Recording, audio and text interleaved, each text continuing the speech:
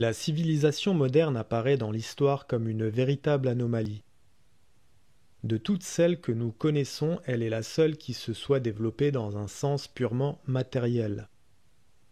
La seule aussi qui ne s'appuie sur aucun principe d'ordre supérieur.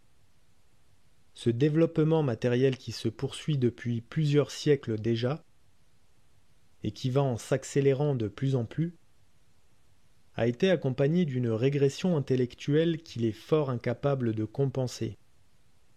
Il s'agit en cela, bien entendu, de la véritable et pure intellectualité que l'on pourrait aussi appeler spiritualité, et nous nous refusons à donner ce nom à ce à quoi les modernes se sont surtout appliqués. La culture des sciences expérimentales, en vue des applications pratiques auxquelles elles sont susceptibles de donner lieu. La déchéance ne s'est pas produite d'un seul coup. On pourrait en suivre les étapes à travers toute la philosophie moderne. C'est la perte ou l'oubli de la véritable intellectualité qui a rendu possible ces deux erreurs qui ne s'opposent qu'en apparence, qui sont en réalité corrélatives et complémentaires, rationalisme et sentimentalisme.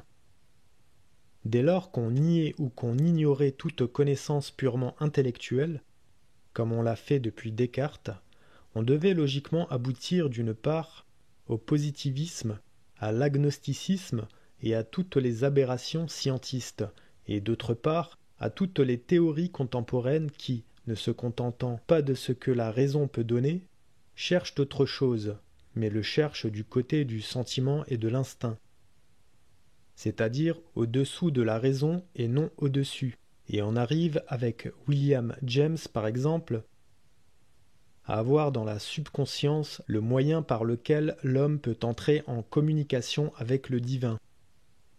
La notion de la vérité, après avoir été rabaissée à n'être plus qu'une simple représentation de la réalité sensible, est finalement identifiée par le pragmatisme à l'unité, ce qui revient à la supprimer purement et simplement. En effet, qu'importe la vérité dans un monde dont les aspirations sont uniquement matérielles et sentimentales,